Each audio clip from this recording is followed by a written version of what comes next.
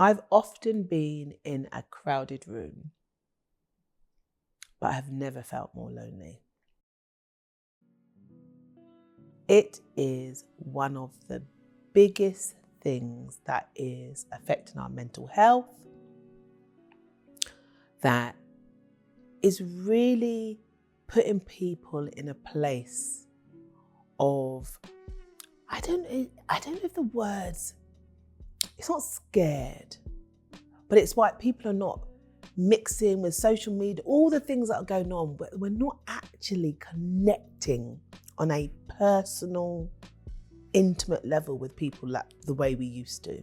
A recent report was saying, now, you know me, don't quote me the figures because menopause brain, yeah, me can't remember, but it's like 40-something% of women in the UK are suffering with loneliness, and in the US it was 50-something. That is huge percentages. Now, I think when you get to your latter years, 50 plus, something changes. And the one thing why I think loneliness is being quite apparent, especially to myself, is friendships. I've learned through the tears, and trust me, there's been many, and I don't cry often, that friendships have an expiration date. It's something that we don't want to think about. Some of these people we've known from school, from college, from uni, we've known them a long time. But like I've said previously, things change us. Diane before my mum's death is a different Diane now. So things that I will judge and my values have slightly changed. And because that's changed within me, sometimes it hasn't changed within your friends, which is fine, but it means that we don't have that same synergy. I know a lot of people, and as I'm getting older, my inner circle is so small. And some days you can feel lonely. Who do I really need to talk to who has been through that journey with me, that kind of just gets me or understands? And then my twins they've left school. They're not quite gone out the door, but they've left school. But even that's been strange. Like, I'm not needed anymore. I mean, hey, no school run. But it's weird because those were the times when I would get to chat to them a lot more in the car. So for those of my friends whose kids have now left and they're empty nesters, they don't know what to do with themselves. They don't even know who they are after kids.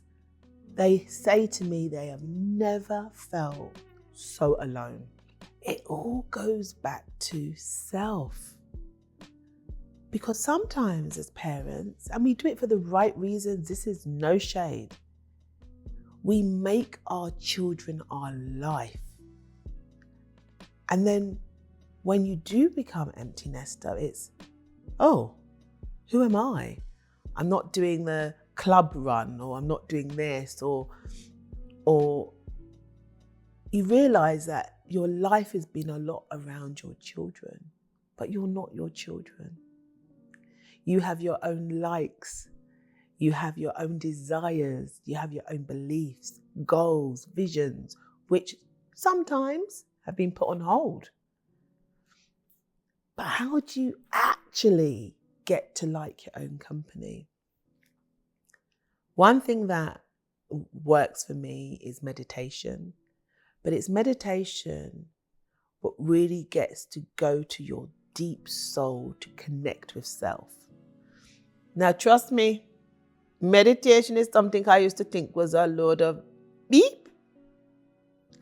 But through time and practicing, I cannot tell you how I connect with myself through the quiet. Quiet is my absolute medicine for self-discovery and loving being by myself and enjoying my own company. But you need to get to that point, and it's all sort of full circle. It's about getting to know who you are, not the mum whose children have now left, who you are. So who is Diane? Who are you outside of that? And it will take some time, because it's a kind of, I know when I left home, and I said I'd never leave home. And soon as me leave school and could go somewhere else and do some studying, I remember my mum crying, absolutely crying. And I was crying because, you know, you have this support network, really, and that was going to be no longer in that same sense. It was a different guise. So I definitely think it's about really going back to self. What are your hobbies? What are the things that you would like to do? But it's also giving yourself permission and time to bawl. Seriously, I call it the bogey ugly crying. Yeah, get it all out. Because you need that time to just sit with self and grieve. It's part of the process. But once you've done that, you need to say, look in that mirror and say, who are you? Who are you? And let's start looking at the things that you used to love before the kids, dreams that you had, hobbies that you had. And it's about reconnecting with self. And it's the same for divorce. Sometimes you realize, were those views my views, or were they my partner's, or were they my husband's? You know, it's about how do you even move forward without that other person? It's like doing that. What do you need to do when you was at school, that when they used to put your ankles together and you used to, you know, you no longer have that person, you know, to rely on. And then there's the D word, divorce, separation. And you can be, once again, a single person at home, feeling quite isolated. So I remember when I got divorced, I remember when I finally said this was it. It nasty, because I didn't wash for a week. I stayed in my bed. And then I ball some more. I didn't brush my teeth. I must have smelled. I just felt so heavy. I was, and I'm a confident person, but I was confused about who I was. It took my mum, actually. That's what I said, you need the power of sisterhood, who let herself in with her spare key and told me, get up, go and have a wash, open these blinds, get up. You were somebody before your husband. And that's what I needed. I needed that push to tell me, one, that I was somebody again, but just me. It took me months, to be honest, but I got there. But it was through talking, it was through sisterhood, it was through that reassurance it was going to be okay. There is life after divorce. There is life after separation. Look at me now. Hey! Oh, don't worry, my ex-husband and I are still friends, but that took time as well, you know? Because you need to go through the process.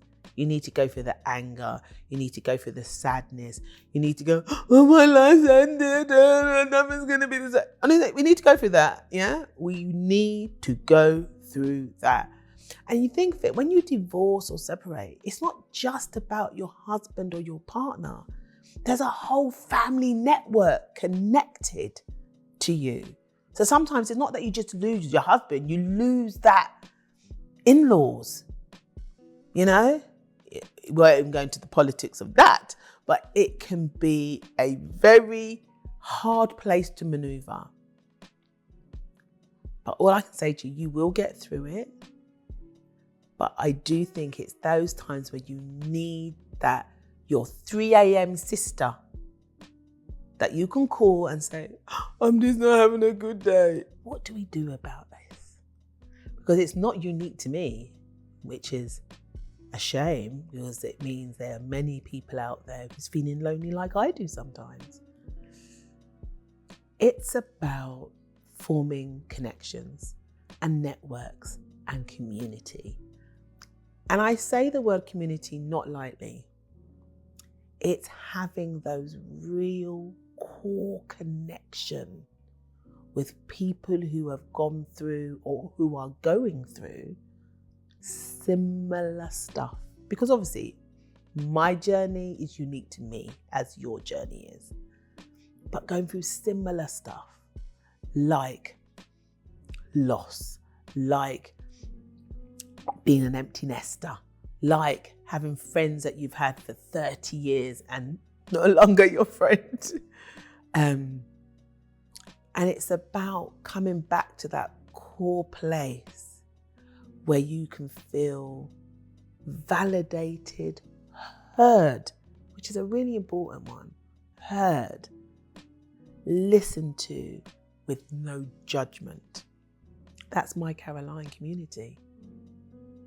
It's where you just can be yourself, talk to other people, and then you feel like, oh, it's not just me. I thought I was the only one going through this. I want to tell all of you out there who really resonates with this video, I hear you and I see you and I understand this journey. And I implore you, even if you don't want to join MyCaroline community, connect with somebody. Connect with somebody who you feel that you have that connection with, that you can just talk to and you can listen to, and you can do joint stuff together. You know, like in my latter life, I love golf. A lot of people don't know I love golf. So, and there's a whole golfing community. It could be that you like photography, whatever it is for you, get out of your house and connect with like-minded people who share similar interests, but most importantly, shares the same values. Because, yeah, that value thing and is so important, you know. And just being able to share scar stories, you know, this is what I've been through. This is why I am who I am today. And you know what's really great about having a community, especially ones like MyCaroline, is because it's online and offline, there's normally a sister in some part of the world who is up at 3 a.m. And it's just nice to know that you have that network. Again, without judgment.